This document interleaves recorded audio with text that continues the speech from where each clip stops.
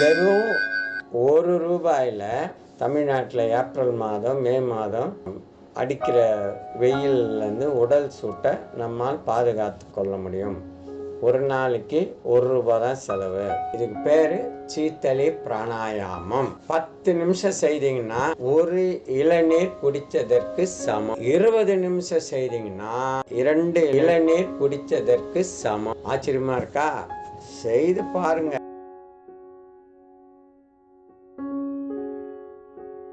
அன்பான வணக்கம். எல்லாரும் ஆரோக்கியமா இருக்கீங்களா? இருக்கேன்ற மாதிரி என் காதில் விழுது. அதனால நம்ம இருக்கேன்னு எடுத்துப்போம், நம்ம பாசிட்டிவாக நினைப்போம். சரி, ஆரோக்கிய வாழ்விற்கு நம்ம யோகா உமாபதி சேனலில் நான் தொண்டை தண்ணிப்போ கத்தி சொல்கிற அந்த வாழ்வியல் முறைகளை நீங்கள் கடைப்பிடிக்கணும். வேறு ஒரு மேஜிக்கும் இல்லை. அதை கடைப்பிடிச்சிங்கன்னா போதும், உங்களுக்கு ஆரோக்கிய வாழ்வு கிடைத்துவிடும் என்பது 100% உறுதி. சரிங்களா? இந்தியாவில் தமிழ்நாட்டில் இது ஏப்ரல் மாதம்லாம் ரொம்ப வெயில் காலம். அதிகமாக வெயில் அடிக்கும். வெளியில் போகிறதுக்கே நம்ம யோசிப்போம். முக்கியமான வேலைக்கு தான் வீட்டை விட்டு வெளியில் போவோம். அந்த மாதிரி சூழ்நிலை இங்கே. இன்னும் அடுத்த மாதம் மே மாதம் தமிழில் அக்னி நட்சத்திரம் அப்படின்னு சொல்லுவாங்க. இங்கிலீஷில் டாக் டேஸ்ன்னு சொல்லுவாங்க. அதில் இன்னும் மே 4லேருந்து 28 வரைக்கும் வருஷம் இன்னும் ரொம்ப வெயிலாக இருக்கும். சரி, அதில் ஒரு அப்பர் மிடில் கிளாஸு இளநீர் வாங்கி குடிப்பாங்க. பணக்காரங்க அட் ஏ டைம் 2 இளநீர் குடிப்பாங்க. சரி, இப்போது அவர் குடும்ப நடத்தவே கஷ்டப்படுறாரு. ஒரு கிளாஸ் 4ல் இருக்கிறவர், அவர் சாதாரண ஒரு டர்னரு ஃபிட்டரு ஒரு மெக்கானிக் தொழிலாளின்னு வச்சுங்க. அவர் எப்படி ₹50 கொடுத்து இளநீர் வாங்கி குடிக்க முடியும்? அவருக்கு ஒரு டெக்னிக் சொல்லித்தரேன் பாருங்க. இதை யார் வேணால் கடைப்பிடிக்கலாம். ஒரு உதாரணத்துக்காக சொன்னேன். இளநீர் குடித்தா உங்களுக்கு என்ன பலன் கிடைக்குமோ, அதாவது உடல் குளிர்ச்சி பண்ணும் இல்லையா, அதை செய்யக்கூடிய சீத்தலி பிராணாயாமம் அப்படின்னு ஒன்று இருக்குது. இந்த தமிழில் கோல்டு எஃபெக்ட் ஆகிடுச்சுன்னா மூக்கில் சளி தனியாக ஊற்றிட்டு என்னப்பா ஆச்சு, சும்மா கச்சி படுத்து தொடச்சின்னு இருக்கணும், சீத்தலம் பிடிச்சிக்கிச்சு அப்படின்வாங்க. அப்போ சீத்தலின்னா கோல்டுன்னு தெரியுதா? அப்போது இதுக்கு பேர் சீத்தலி பிராணாயாமம். இதை 10 நிமிஷம் செய்தீங்கன்னா ஒரு இளநீர் குடித்ததற்கு சமம். ஆச்சரியமாக இருக்கா? செய்து பாருங்க. நான் வீட்டில் செஞ்ச பாதாம் அல்வா பாருங்கன்னா நீங்கள் அந்த டேஸ்ட்டை உணர முடியுமா? நான் ஒரு ஸ்பூன் கொடுக்கணும், நீங்கள் அதை சுவைக்கணும். அப்போ தான் அதோட சுவையை நீங்கள் உணர முடியும். அதனால் நான் சும்மா கையில் வச்சுக்கின்னு சூப்பராக இருக்குது எங்கள் வீட்டில் செஞ்சது பாதாம் அல்வா சொல்லிக்கின்னு இருந்தால் நீங்கள் உணர முடியாது. அந்த மாதிரி இப்போ சொல்லி கொடுக்குறத செய்து அனுபவிங்க. 20 நிமிஷம் செய்தீங்கன்னா 2 இளநீர் குடித்தால் என்ன பயன் கிடைக்குமோ அந்த பயன் உங்களுக்கு கிடைத்து உடல் சூடு குறையும். சரியா? சரி, இதை எப்போ அவசியம் செய்யணும்னா, நீங்கள் வெளியில் சுற்றிட்டு வரீங்க, அப்படியே கண்ணெல்லாம் எரியுது, யூரின் போனால் எல்லோவாக வருது அப்படின்னா உங்கள் உடல் உஷ்ணம் அடைஞ்சிருக்குன்னு அர்த்தம். என்ன பண்ணுங்கள், ஃபேஸ் வாஷ் பண்ணிவிட்டு தொடச்சிட்டு ஒரு 5 மினிட்ஸ் ஃபேன் காற்றுல இருங்க. அதாவது நார்மல் டெம்பரேச்சருக்கு உங்கள் உடல் வரணும். அதுக்கப்புறம் இந்த சீத்தலி பிராணாயாமம் செய்யுங்க. மறுபடியும் சொல்கிறேன், 10 நிமிஷம் செய்தீங்கன்னா ஒரு இளநீர் குடித்தா உங்கள் உடல் எவ்வளோ குளிர்ச்சி ஆகுமோ அவ்வளோ ஆகி அந்த சூட்டை தணிக்கும். 20 நிமிடம் செய்தீங்கன்னா 2 இளநீர் குடித்தா என்ன உங்களுக்கு உடல் குளிர்ச்சி ஆகி அந்த சூட்டை தணிக்குமோ அந்த வேலையை செய்யும். ஆனால் இளநீரில் இருக்கக்கூடிய மினரல்ஸினுடைய சத்து உங்களுக்கு கிடைக்காது. அது அது எந்த அளவுக்கு உடம்பை கோல்டு பண்ணுமோ அந்த அளவுக்கு பண்ணும், செய்யும். செஞ்சு பாருங்கள். சரி, இப்போ அது எப்படி செய்கிறதுன்னு பார்ப்போம். சரியா? இது வந்து சூரிய நாடி, இது வந்து சந்திர நாடி அப்படின்னு சொல்கிறது. இப்போது என்ன பண்ணுங்க, இந்த கையை மடி மேலே, இது வந்து டேபிள் இருக்குது, அதனால் நீங்கள் வந்து இன்னும் கொஞ்சம் கீழே வைக்கிறேன், அப்போ தான் தெரியும்.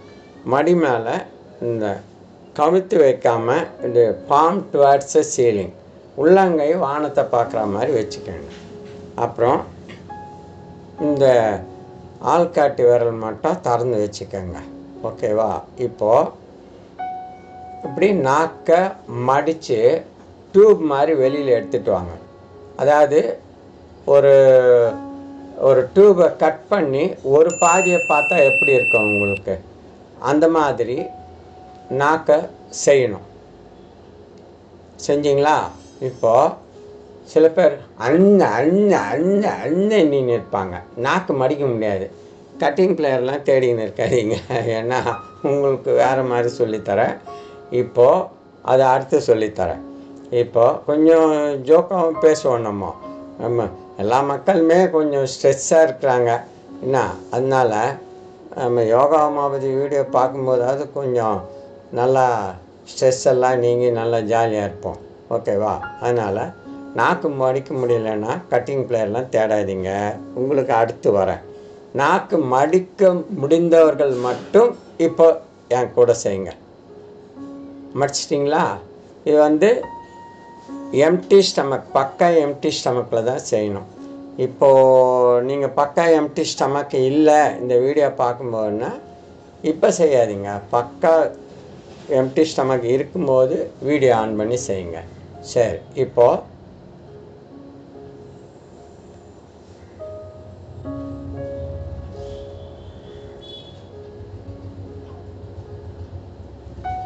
பேசாமல் செய்கிறேன், அப்புறமா சொல்கிறேன் என்ன செஞ்சேன்றத.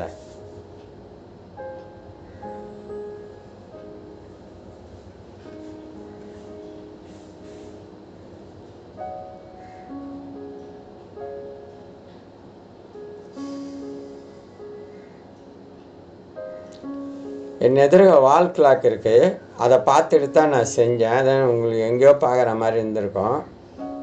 10 செகண்ட் இன்ஹேல் பண்ணேன், 10 செகண்ட் உள்ளே இழுத்தேன். இப்போ உங்கள் கெப்பாசிட்டிக்கு 5 செகண்ட் தான் இழுக்க முடியும்னு வச்சுங்க, ஒன்றும் பிரச்சனை இல்லை. அதுக்காக நான் 10 செகண்ட் தம் கட்டி இழுத்தேன், நீங்களும் 10 செகண்ட் தம் கட்டி இழுக்காதீர்கள். அதாவது உடலை வருத்தி எதுவுமே செய்யக்கூடாது. யோகா சரி, உடற்பயிற்சி சரி, யோகாசனம், உடற்பயிற்சி, பிராணாயாமம் எதுவாக இருந்தாலும் உடலை வருத்தி எந்த பயிற்சியும் செய்யாதீங்க. ஒரு வெயிட்டு தூக்குறீங்களா, ஒரு தூக்கும்போதே தெரியும் இது உங்களால் தூக்க முடியாதுன்றது உடல் மொழி சொல்லும்.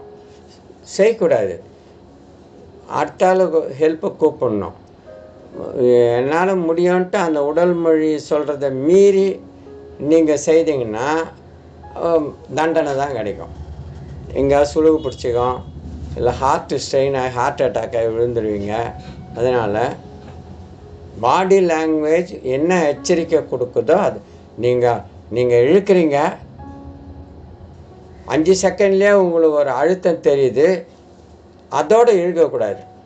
சரி, இப்போ எப்படி செய்யணும்னா 10 செகண்ட் இழுத்தனா, இழுத்துட்டோடனே இங்கே எனக்கு அழுத்தம் தெரிஞ்சிச்சு. இப்போ நுரையீரல் நிரம்பி விட்டது, லங் ஃபில்லப் ஆகிடுச்சின்னு அர்த்தம். டக்குன்னு என்ன பண்ணேன், வாய் மூடினேன். டக்குன்னு என்ன செஞ்சேன், ரைட் நோஸ் லாக் பண்ணேன். 2 செயல்பாடுமே, வாயை மூடுறது, ரைட் நோஸ் லாக் பண்ணுறது, வலது மூக்கம் மூடுறது, இது ரெண்டுமே 2 in 1 மாதிரி ஒரே செகண்டில் செய்யணும். நீங்கள் குட் சைடு மாதிரி எதையோ யோசிச்சுன்னு வாய் மூடினீங்கன்னு வச்சுங்க, அந்த காற்றெல்லாம் வாய் வழியாகவே வெளியேறிடும் இழுத்தது. அப்போது you can't get proper benefit, உங்களுக்கு அதில் முழுமையான பயன் கிடைக்காது. ஓகேவா? அதனால் நீங்கள் இங்கே அழுத்தம் தெரிஞ்ச அடுத்த செகண்ட் குயிக்காக வாய் மூடணும், குயிக்காக ரைட் நோஸ் லாக் பண்ணணும். லாக் பண்ணிவிட்டு நீங்கள் அந்த நாக்கு வழியாக இழுத்த எல்லா காற்றையும் இடது மூக்கு வழியாக through the left nose breathe out செய்ய வேண்டும். இடது மூக்கு வழியாக, அதாவது நாக்கு வழியாக இழுத்து நிரப்பிய நுரையீரல் நிரப்பிய அந்த காற்றை, அது என்னது? ஆக்சிஜன். அந்த காற்றை இடது மூக்கு வழியாக வெளியேற்ற வேண்டும். இடது மூக்கு வழியாக வரும்போது கார்பன் டை ஆக்சைடை அது கன்வெர்ட் ஆகி வரும். சரியா? நல்லா புரிஞ்சிச்சா? சரி, இப்போது எதுவுமே பேசாமல் ஒரு 2 மினிட்ஸ் செய்கிறேன், வாட்ச் பண்ணுங்கள்.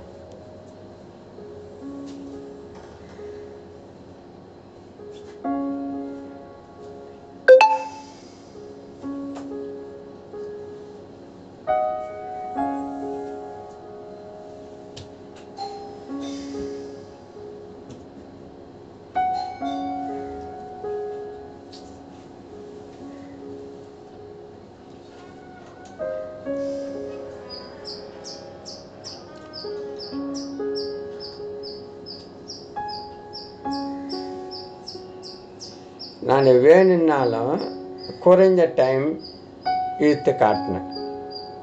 இவ்வளோ தான் முடியும்னா பரவாயில்ல, ஒன்றும் பிரச்சனை இல்லை. இப்போ நான் பழையபடி உங்களுக்கு செஞ்சு காட்டின 10 செகண்ட் இழுத்து காட்டுறேன் பாருங்கள்.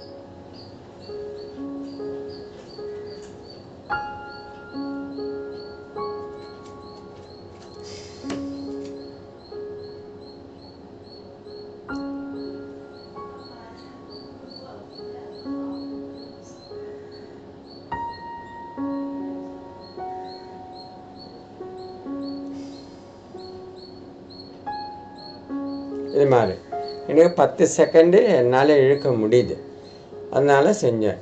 உங்களுக்கு 5 செகண்ட் தான் இழுக்க முடியுது, நீங்கள் டைம் கூட பார்க்காதீங்க. உங்களுக்கு ஒரு அழுத்தம் தெரியுதா, இதுக்கு மேலே என்னால் இழுக்க முடியாதுன்னு மனசு சொல்லுதா, டக்குன்ட்டு வாய் மூடுங்க, நாக்கு உள்ள தள்ளுங்க, வாய் மூடுங்க, மூக்க மூடுங்க, வலது பக்கம் மூக்க மூடுங்க, விடுங்க. சரி, இப்போது ஒரு 60 வயசு நபர், ஒரு முதியோர் இல்லையா, அவருக்கு ஏற்கனவே கொஞ்சம் ஷோல்டர் பெயின்னு வச்சுக்கோங்க. அவர் கையை இப்படியே வச்சுக்கின்னு மூடி மூடி எடுக்கணுன்னா அவர் கஷ்டப்படுவார்ல, அவருக்கு மெத்தட் சொல்லித்தரேன். 2 கையுமே வானத்தை பார்த்த மாதிரி ஒன்று மேலே ஒன்று வச்சுக்கோங்க.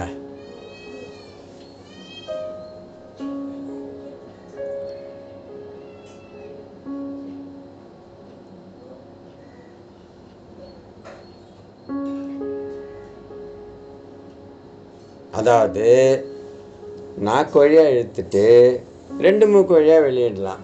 ஆனால் வலது மூக்கை மூடி இடது மூக்கு வழியாக வெளியிட்றீங்கன்னா 5 நிமிஷம் செய்கிற பலன் கிடைக்குதுன்னு வச்சுக்கோங்க. அந்த பலனை அதே பலன் கிடைக்கணுன்னா 2 மூக்கு வழியாக வெளியேற்றுறவர் 10 நிமிஷம் செய்யணும். ஏன்னா சூரிய நாடி சந்திர நாடி 2 வழியாக வந்துடுச்சா, அப்போது 10 நிமிஷம் செய்யணும். 5 செகண்டு கூட இந்த காலத்தில் ரொம்ப முக்கியத்துவம் வாய்ந்ததாக இருக்குது. அப்போது 5 நிமிஷம் ஏன் வேஸ்ட் பண்ணணும், 5 நிமிஷத்தை ஏன் வீணாக்க வேண்டும்? அதனால் இந்த கை இப்படியே என்னால் வச்சுருக்க முடியும் அப்படின்றவங்க அப்படியே வச்சுருங்க. அப்படியே வச்சுட்டு முடியல, எனக்கு தோள்பட்டை வலிக்குதுன்னா 2 மூக்கு வழியாக வெளியிடலாம். சரி, இப்போது ஆரம்பத்தில் நான் சொன்னேன்ல, சார் எனக்கு வந்து நாக்கு மடிக்க முடியல, நான் என்ன செய்கிறது அப்படின்னு. அந்த கட்டிங் பிளேயர்லாம் தேடாதீங்க, இருங்க வெயிட் பண்ணுங்கள், அடுத்து நான் உங்களுக்கு சொல்லித்தரேன்னு இல்லையா. சரி, அவங்க என்ன செய்யணும்னா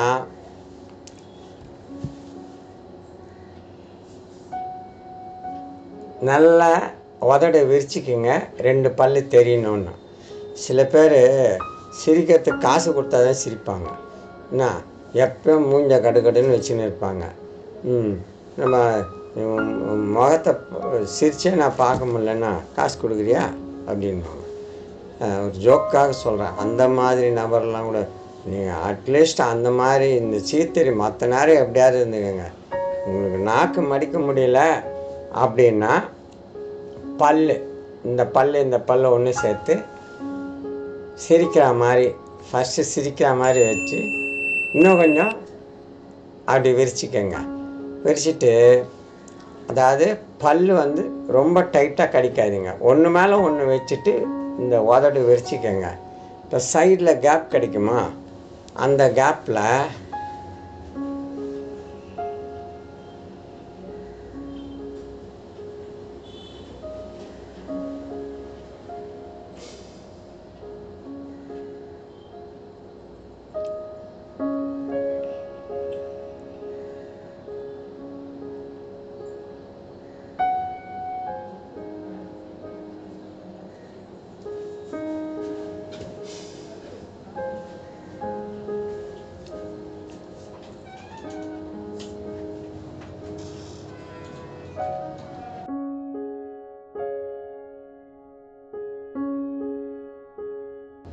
இவ்வளோதான். இப்போது அதே பலன்தான், நாக்கு டியூப் மாதிரி மடித்து அது வழியாக இழுத்தா உங்களுக்கு என்ன பலன் கிடைக்குமோ அதே பலன் உங்களுக்கு வந்து இந்த பல்லு ஓரத்தில் உதட்டு ஓரத்தில் இழுத்தாலும் அதே பலன் கிடைக்கும். இது வந்து உங்களுக்கு உடல் உஷ்ணமாக இருக்கிறத குறைச்சி அந்த உடல் சூட்டை தணிக்கும். அதனால் ஏற்படக்கூடிய பின்விளைவுகளை தடுக்கும். அதாவது ஐ ரெட்டிஷ் ஆகிறது, கண் சிவந்து போகிறது, அப்புறம் யூரின் போனால் எல்லோவாக வர்றது, இதெல்லாம் வந்து அந்த உடம்பு ஹீட் ஆனதுக்கு அறிகுறி. அதை சரி செய்யும்.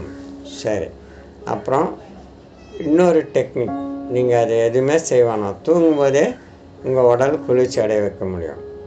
அதுக்கு என்ன செய்கிறீங்கன்னா, நைட்டு ஒரு 9 மணிக்கு சாப்பிட்றீங்கன்னு வச்சுங்க, எல்லோரும் அப்படி தானே இப்போ சாப்பிட்றீங்க. 9 மணிக்கு சாப்பிட்றீங்கன்னா நீங்கள் ஒரு படுத்து ஒரு நீங்கள் அது அரை மணி நேரத்தில் படுக்கிறீங்களோ 1 மணி நேரத்தில் படுக்கிறீங்க, நியாயமாக சாப்பிட்டு ஒரு 2 மணி நேரம் கேப் இருக்கணும். ஏன்னா அந்த உடம்பு வெர்டிக்கலாக இருந்தால் தான் அந்த இறப்பை வந்து கூழாக்குற தன்மையை சரியாக செய்ய முடியும். சாப்பிட்டதே 10 நிமிஷத்தில் படுத்துட்டிங்கன்னா ஹரிசாண்டல் ஆகிடும். அப்போது புவியீர்ப்பு விசையினுடைய சக்தியோடு உங்களுக்கு உணவை கூழாக்கி அதை வெளியே தள்ள முடியாமல் சிரமப்படும். ஸோ அதனால் நீங்கள் சாப்பிட்றதுக்கும் இரவு படுக்கைக்கு போகிறதுக்கும் 2 மணி நேரம் இடைவெளி இருக்க வேண்டும். அந்த 2 மணி நேரம் இடைவெளிக்கு பிறகு நீங்கள் படுக்கிறீங்கன்னு வச்சுங்க. இப்போ 8 மணிக்கு இரவு 8 மணிக்கு உணவு சாப்பிட்றீங்க, 10 மணிக்கு படுக்கையில் படுக்கிறீங்க. நீங்கள் மல்லாந்து படுக்கிறீங்களோ இடது பக்கம் படுக்கிற பழக்கமோ எப்படியோ, நீங்கள் ஒரு இரவு 1 மணிக்கு பிறகு அப்ராக்சிமேட்லியே நான் சொல்கிறேன், என்ன பண்ணுங்கள், ரைட்டு காது உங்கள் பில்லோ மேலே இருக்க மாதிரி படுத்துக்கோங்க, வலது காது உங்கள் பில்லோ மேலே இருக்கணும். அப்போது சந்திர நாடி இடது மூக்கு வழியாகவே சுவாசம் நடைபெறும். அதாவது இப்போ 1 மணிக்கு 2 மணிக்கு படுக்கிறேன்னு வச்சுங்க, காலைல 5 மணி 6 மணிக்கு எழுந்திருக்கிறீங்கன்னா 3 மணி நேரம் சந்திர நாடியே வேலை செஞ்சுன்னு இருக்கும். அப்போ அந்த சந்திர நாடி வேலை செய்யும்போது உங்களுக்கு தூக்கத்திலே உங்களுக்கு அந்த இந்த வெயில் நாளில் காலையில் அலைஞ்சி உடம்பு சூட்டானது சரியாகிவிடும். சரியா? சரி. இப்போது அதே மழை காலத்துக்கு உங்கள் உடம்பு கோல்டு ஆகிடுச்சி, சும்மா மூக்கு கடைசிப்படுத்தி சிந்திக்கிட்டே இருக்கிறீங்கன்னா அன்றைக்கி ஃபுல்லாக நைட்டு ஃபுல்லாக இடது பக்க காது பில்லோ மேலே இருக்க மாதிரி படுங்க. வலது பக்கம் மூக்கு, இந்த ரைட் நோஸ் மேலுக்கு இருக்கணும். ரைட் ஹேண்டு உங்கள் தொடை மேலே இருக்கணும். அப்படியே தூங்குங்க. நைட்டு முழுக்க சூரிய நாடி ஃபங்க்ஷன் ஆகும். சூரிய நாடி ஃபங்க்ஷன் ஆகி உங்களுக்கு உடம்புக்கு ஹீட்டு கொடுத்து அந்த கோல்டை முறிக்கும். சரியா? அதே சமயம் இதை இன்னொருத்தவங்க கூட கடைப்பிடிக்கலாம். எனக்கு ஜீரண கோளாறு ரொம்ப இருக்குது சார், ஒரே கேஸ்ட்ரிக்காக வருது, அப்போ சரியாக ஜீரணமாக மாட்டேங்குதுன்னா அந்த சூரிய நாடி ஹெல்ப்புக்கு அனுப்புங்க. அப்போது அவரும் இதே மாதிரி இடது பக்கம் பிள்ளை மேலே இடது காது வச்சுட்டு நைட்டு முழுக்க வலது காது மேலே இருக்கபடி தூங்கினார்னா அந்த உடலுக்கு உஷ்ணம் கொடுத்து இந்த ஜீரண உறுப்புக்கு சூடு கொடுத்து ஒரு அரிசியை போட்டுட்டு ஸ்டவ் ஆன் பண்ணாமல் மேலே வச்சுட்டா சாதமாகுமா? அப்போ அது வேகிறதுக்கு என்ன தேவைப்படுது?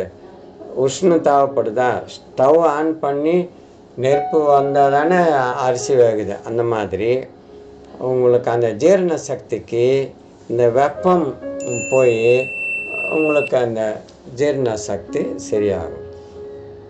இது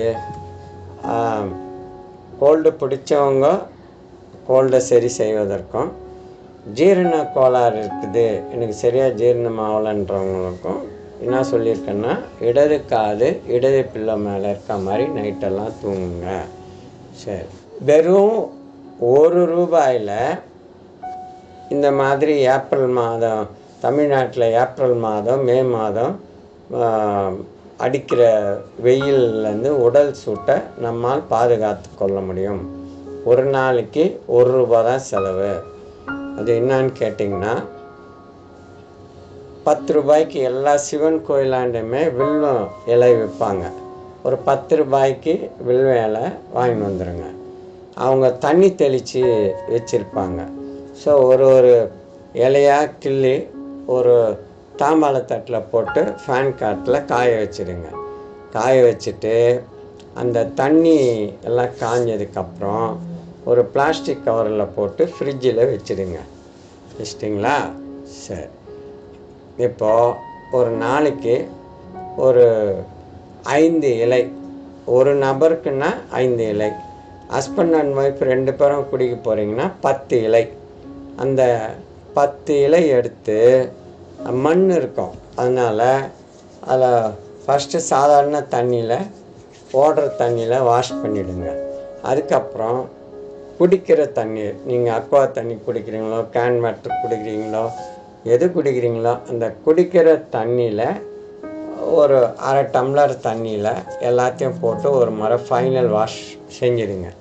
செஞ்சுட்டு இப்போது ஹஸ்பண்ட் அண்ட் ஒய்ஃப் 2 பேர் காலையில் குடிக்க போகிறீங்கன்னா 2 கிளாஸ், அதாவது ஒரு 300 ml 600 ml தண்ணி ஒரு ஸ்டீல் பாத்திரத்துலேயோ இல்லை பானையிலையோ சின்ன பானையிலையோ போட்டு ஊற்றிடுங்க இந்த குடிக்கிற தண்ணியை.